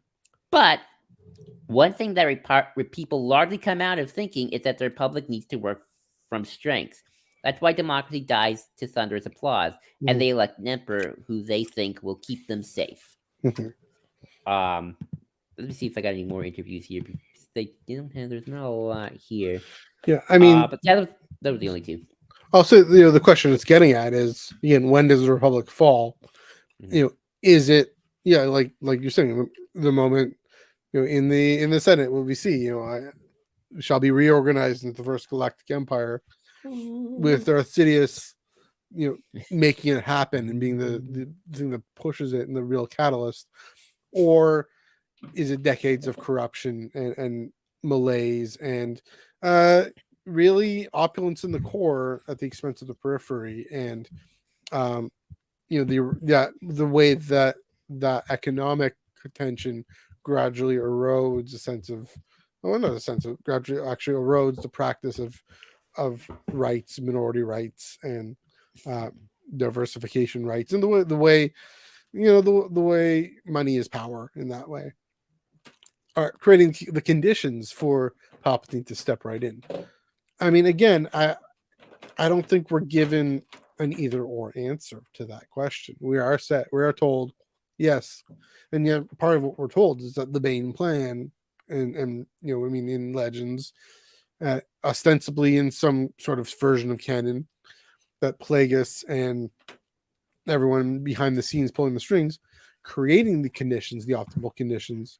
The Jedi, again, bringing the High Republic, being so hidden and enclosed, what's the term, cloistered in the temple, not having the more positive, welcome influence in the galaxy that they used to have, even as the marshals out on the Outer Rim.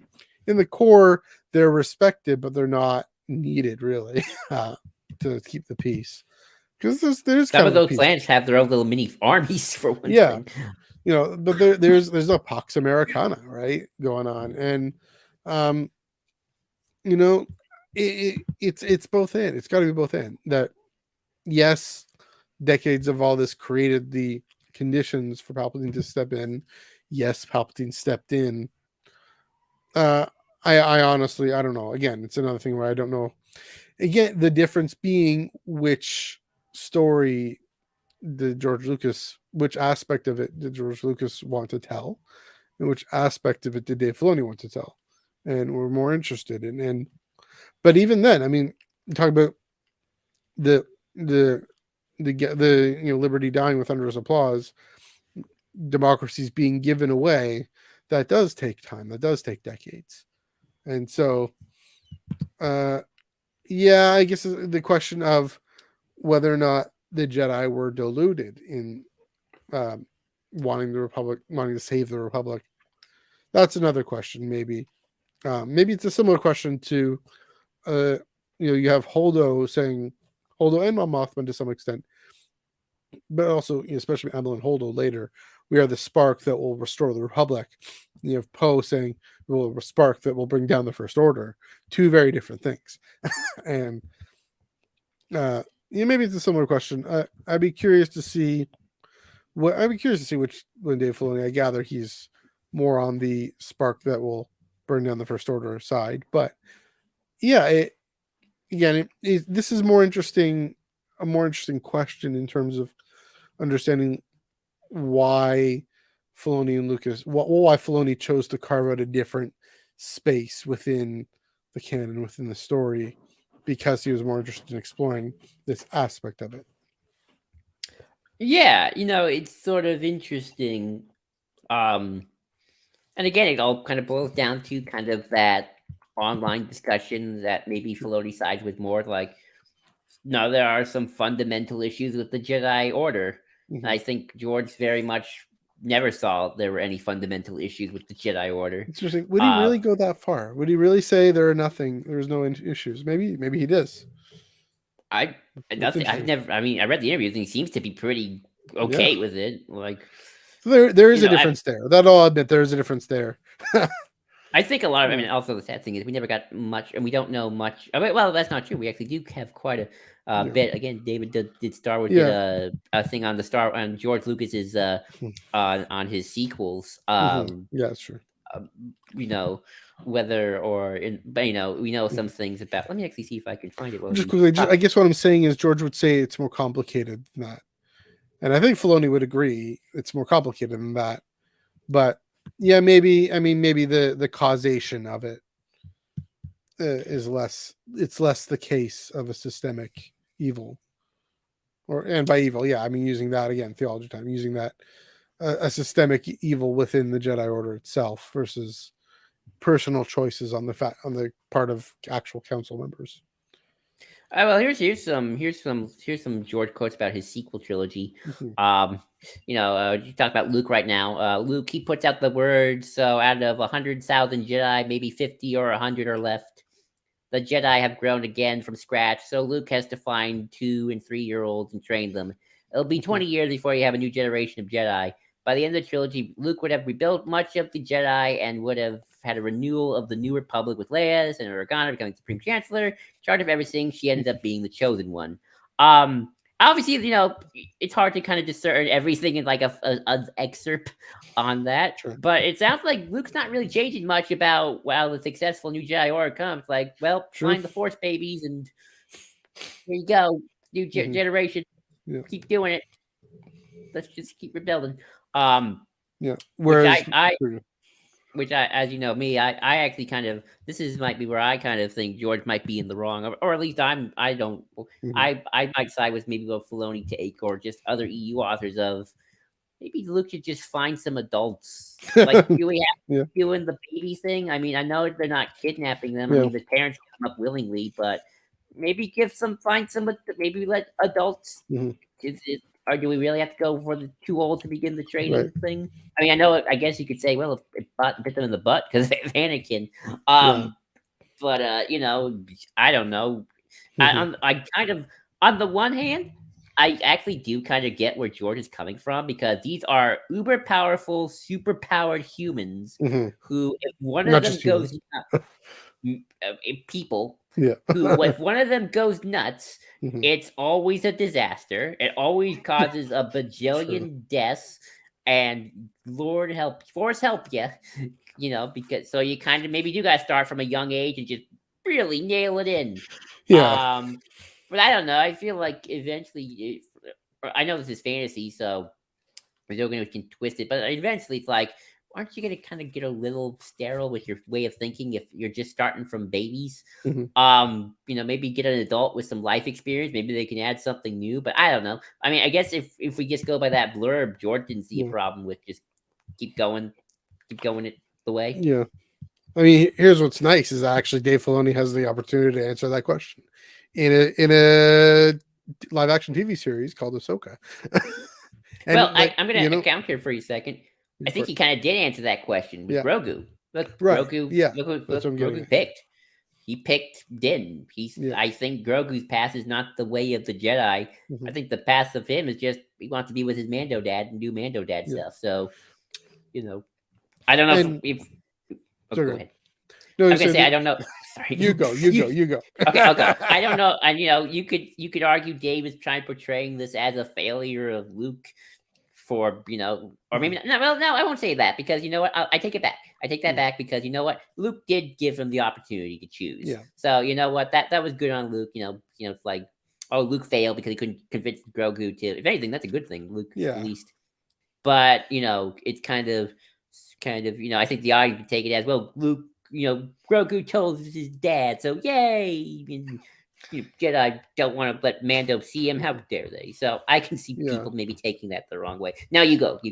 Well, yeah, a few things there. So, shout out to both Din from F105 and in their responses to that Book of Boba Fett episode. It's not the Mandalorian. It's the Book of Boba Fett.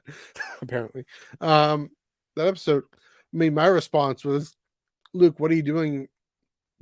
Putting all that pressure on this kid, of course he's going to choose his loved one. We want him to be a Jedi. No, but Din from F-105, clear my buddy Din. He says, no, he's being the Jedi Master and presenting Grogu with the attachment. If you're ready to commit to the Jedi Order, then commit.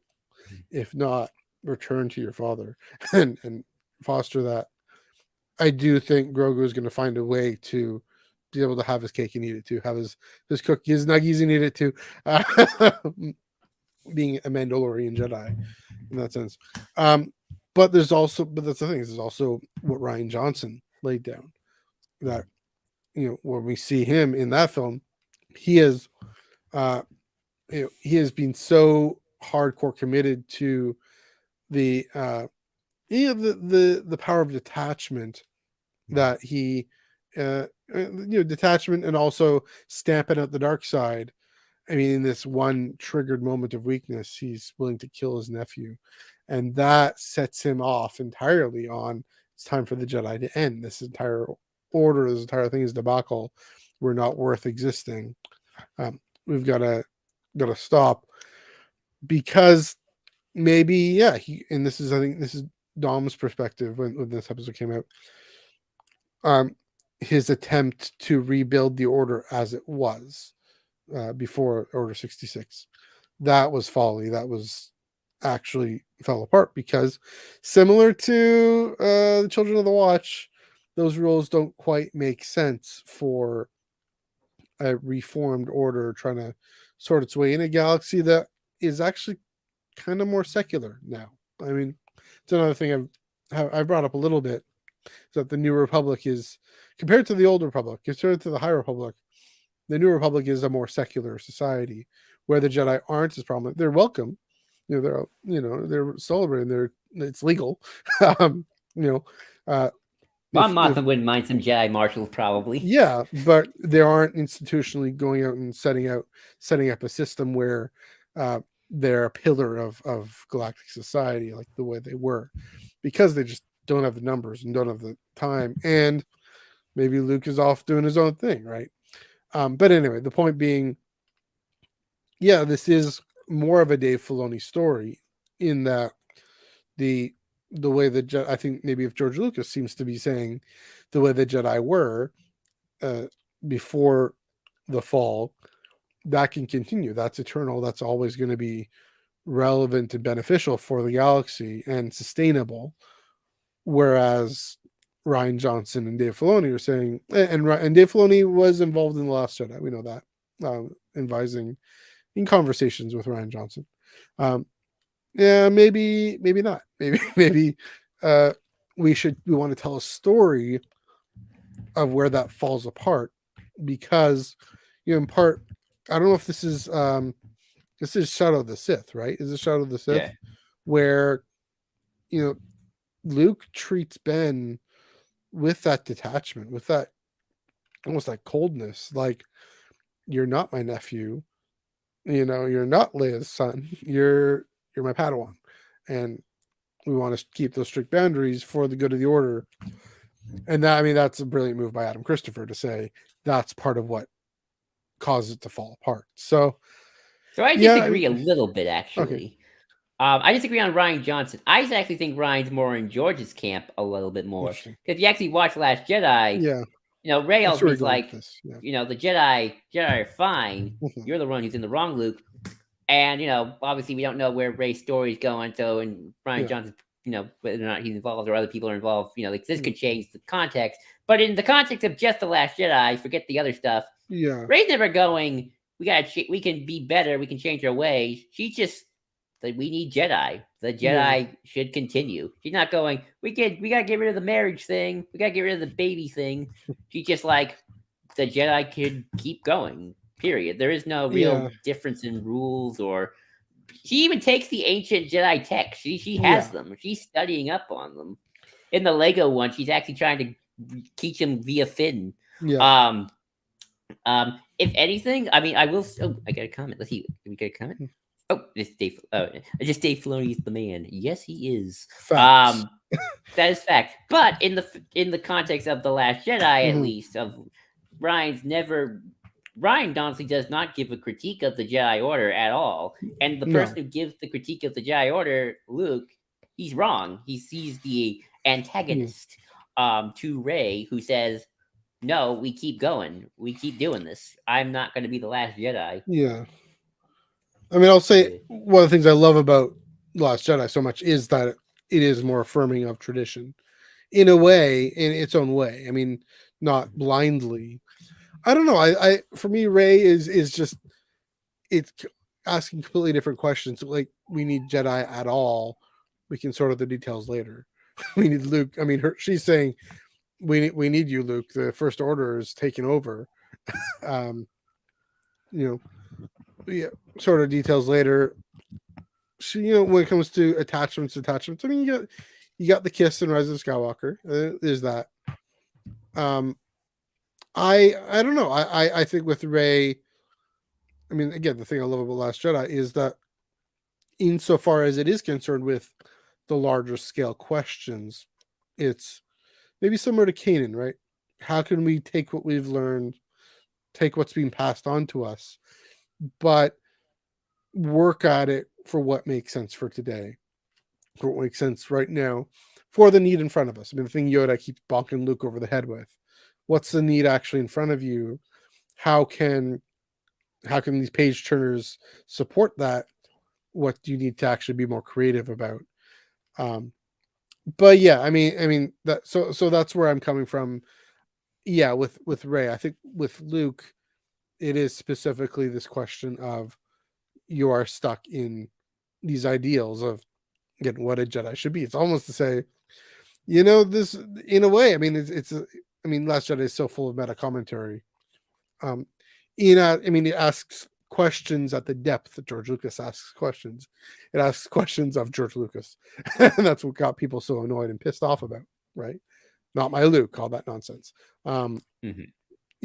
That's what I'm getting at. Is, yeah, and coming to see even in this conversation is, yeah, Luke has Lucas's sense of, or had Lucas's sense of, the rightness of the Jedi. When that gets shattered, when that gets deconstructed, that, like you talk about with the Children of the Watch, for example, it's a similar sort of response of, when that gets thrown into crisis, people tend to swing so far the other way. Whereas Rey is coming in, she hasn't experienced that crisis that she did with Ben Solo, what Luke did with Ben, which for Luke I think is sort of a mini Order 66, a little bit, not directly, but I think he feels like he just did to his nephew what his father did to the younglings in the temple, so Oh yeah. you know what I mean? It's that dynamic at play. Yeah, I'll push back maybe just a teeny bit and say that, again, Last Jedi and doesn't, even was on Luke's side of the things, doesn't go into like how he trained Ben, how he structured Jedi, or like Luke would say, I had to find the 2-year-old and had to raise them from babies. It's Adam Christopher, it's Charles Soule, it's so that's why, again, I think on like a pure standpoint, I do think that fair enough. Ryan does sit more on the George Lucas, the Jedi. The Jedi are fine. We don't really need to get into the rules and like, do we need a council? Do we need to set up the headquarters on Coruscant? No one was asking those questions in any of the trilogies. Maybe that's next. Maybe that's the next Rey story for all we know, where she has to ask those questions, or maybe not. I don't know. I mean, I'll get it. One point there is, okay. I'm going to go back to this because it's in my head with the day job. So 1958, John the 23rd, he comes into the papacy, and things seem to be going great and everything, but he sees down the pipe that the Catholic Church was going to lose all the relevance and all the coherence. And do young people actually care and connect? And he turns out he was right, that in a lot of places, especially Western Europe, that there just would be this massive wave of secularism that would come across. What he did to not stave off, but just to try to find a good way forward, was to say, okay, I'm going to actually do this thing called a council which getting all the bishops of the world, just a major event in the 20th century called Second Vatican Council.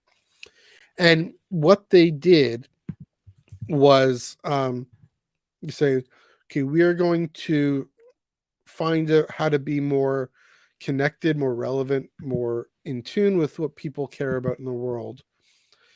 And to help us do that, we're actually going to go back to our more core beliefs of what we're meant to care about, meant to believe, that maybe in some ways, not completely, but it kind of growing a bit dusty and a bit stale and a bit brittle in some ways.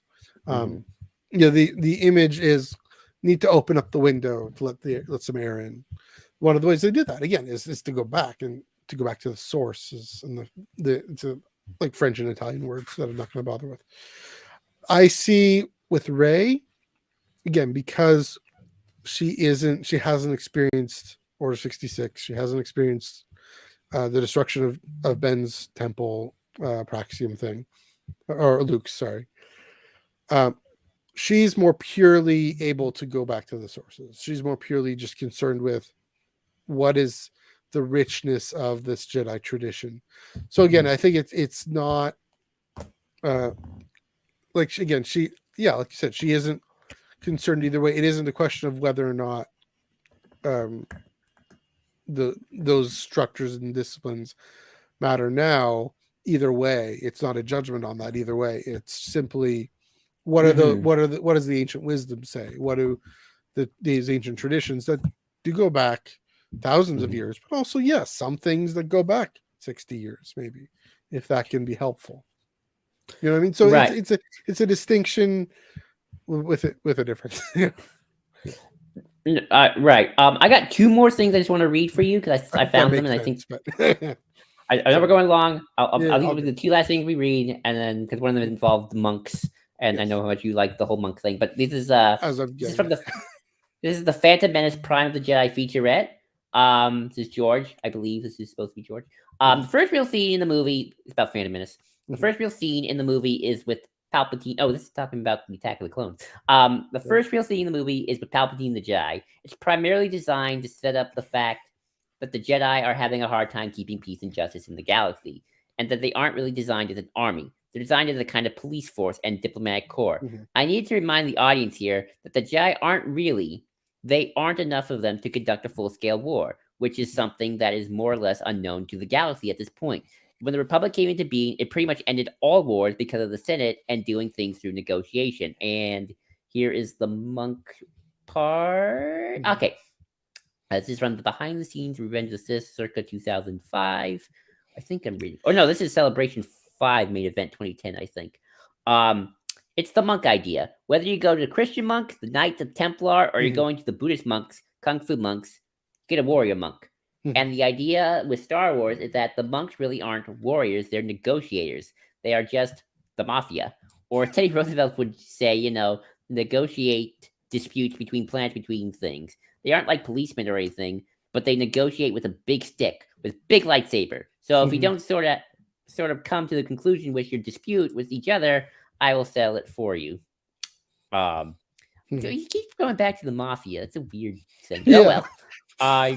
George, the mafia. It's like the mafia. Everything's like the mafia. But I found that kind of interesting as well. That George's kind of view of like, again, the Jedi being subservient to the Republic is not a bad thing. That's kind of what they're supposed to do. Because I also like what he says about the galaxy hasn't had a war for 1,000 years. Yeah.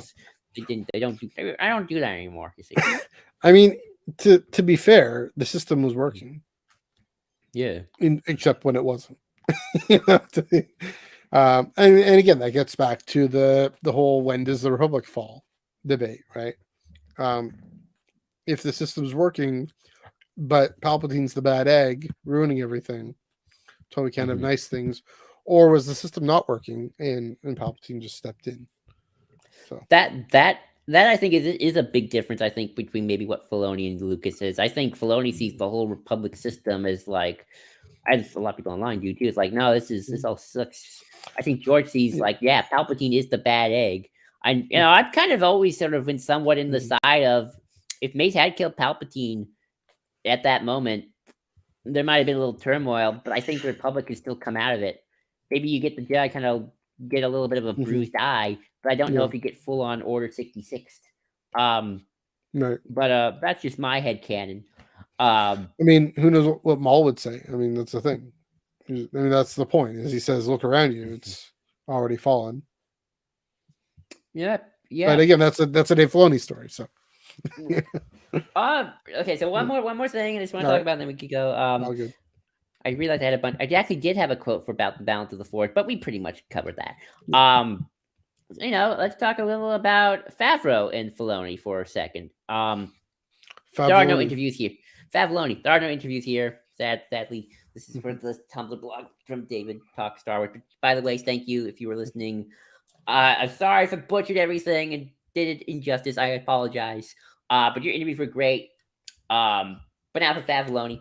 I see theirs as a partnership, probably more than master and apprentice. Yes, for sure. I think Favreau is probably more I don't want to say like the senior, but probably more the senior because he's got more Hollywood experience in general. Yeah, and he got a repertoire outside of just Lucasfilm. He's done big movies. He's done Iron Man. He's done Elf, yeah. Chef, I'll say Lion this: King. he's the senior when it comes to the craft of filmmaking. Filoni's the senior when it comes to Star Wars and understanding what is and they complement each other and they work together. Oh yeah, I think so. I mean, I think that's why, like on the production side, you got Favreau probably leading more the charge there, in terms of producing for sure. Although I'm sure Filoni's just as involved as well, kind of learning more the craft of filmmaking. But yeah, that's kind of all I wanted to say on that. That's all I got.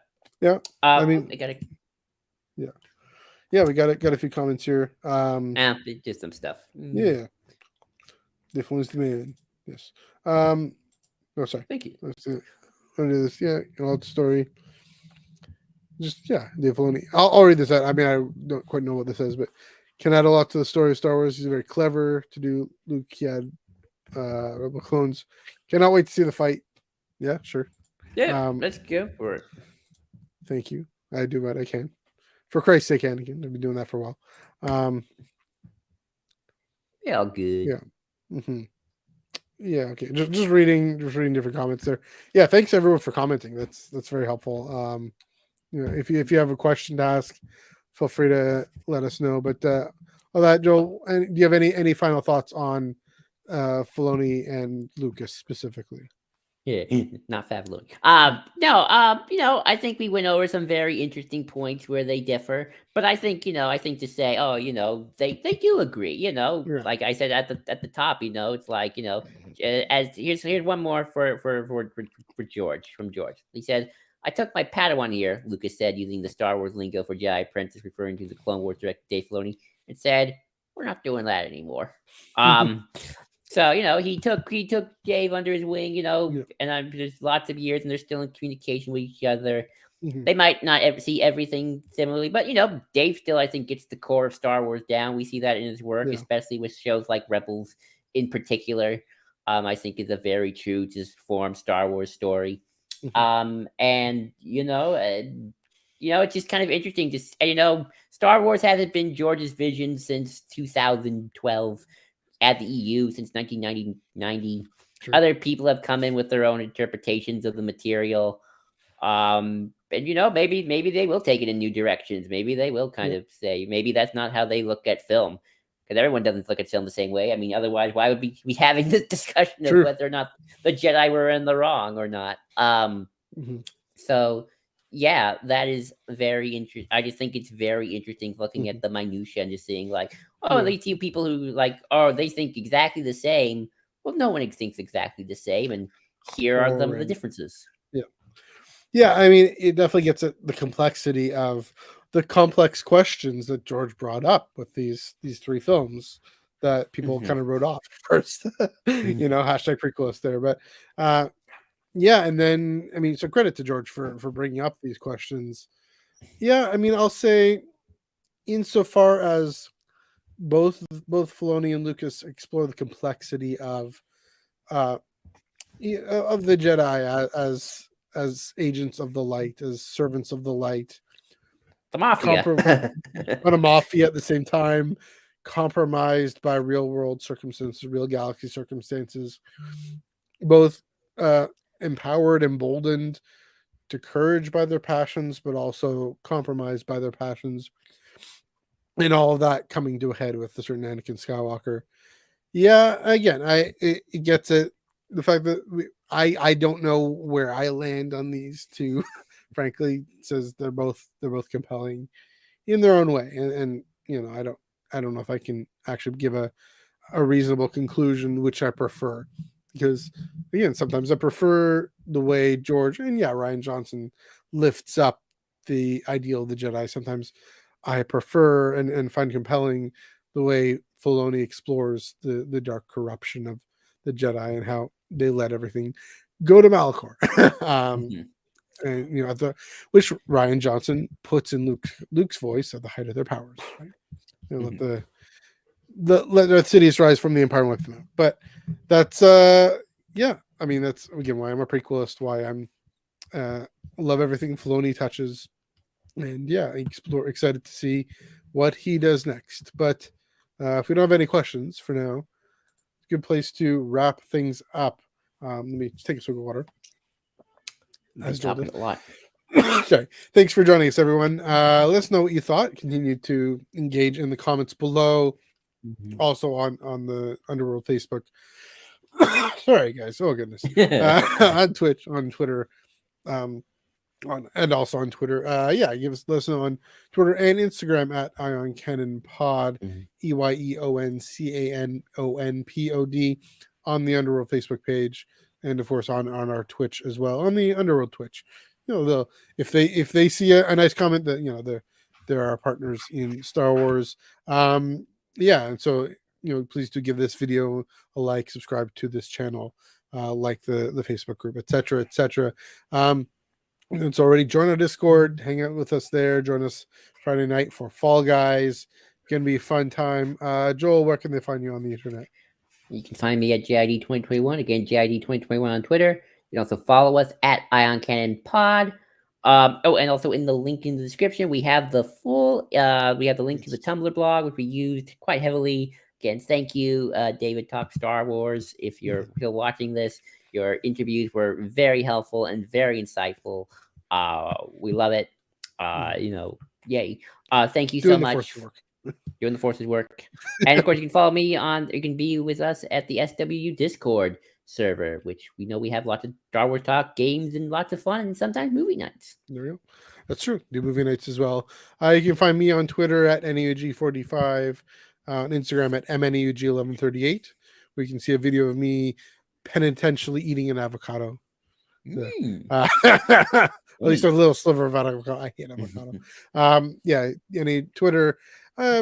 Major League Soccer is on, so I'm starting to tweet about that. But still tweeting about Star Wars as well, commenting on other people's stuff as well. And we're keep it on going. Next week, as mentioned, all the bits of news that I mentioned about an hour and a half ago. We're gonna get into that. We're gonna dive into that and talk all about it, just as a bit of a roundup, as well as join the podcast area with Book of Boba Fett, not Book of Boba Fett, Mandalorian and Bad Batch. It's late. I gotta go to bed. There we go. It's all the same. It's all the same. Book of Mandalorian, whatever. Anyways, till next week. Joel, let's pull this thing and head home.